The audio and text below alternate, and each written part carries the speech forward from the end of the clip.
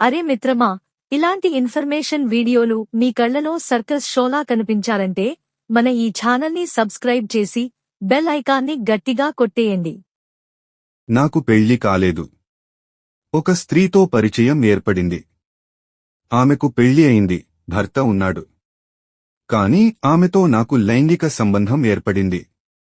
ప్రతిసారీ వద్దు అంటూనే నాతో సహకరిస్తుంది, పూర్తిగా మారిపోతుంది. ఇలా 2 సంవత్సరాలు గడిచాయి. ఇప్పుడు ఆమెకు ఒక పిల్లవాడు పుట్టాడు. ఆ పిల్లవాడు ఆమె భర్తదా, నాదా అని తెలియడం లేదు. ఆ పిల్లవాడి మీద తెలియని అనుబంధం పెరిగిపోయింది. దాంతో ఆమె భర్తకు నా మీద అనుమానం పెరిగింది. అంతా గందరగోళంగా ఉంది. ఆ పిల్లవాడిని, ఆమెను వదలలేకున్నాను. ఏం చేయాలి? అక్రమ లైంగిక సంబంధాలలో మనసు పారేసుకుంటే పరిణామాలు ఇలానే ఉంటాయి. అందుకే కొన్ని చోట్ల హత్యలు కూడా జరుగుతున్నాయి. మీరు ఇప్పటికైనా ఆ బంధాన్ని తెంచుకోవాలి.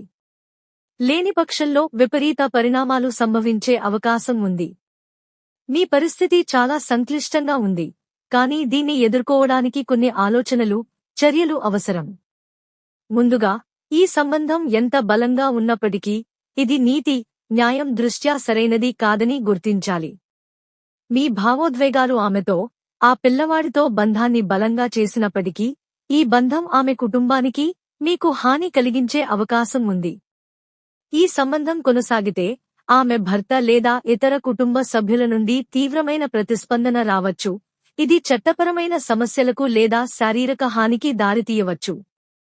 మీరు ఆ పిల్లవాడి మీద అనుబంధం పెంచుకున్నారు, కానీ అతను మీ సంతానం కాకపోవచ్చు. ఈ అనిశ్చితిని తొలగించడానికి DNA పరీక్ష ఒక మార్గం కావచ్చు, కానీ అది చేయడం వల్ల ఆమె కుటుంబంలో గందరగోళం ఏర్పడవచ్చు. అందుకే ఈ విషయంలో ఆలోచనాత్మకంగా నిర్ణయం తీసుకోవాలి.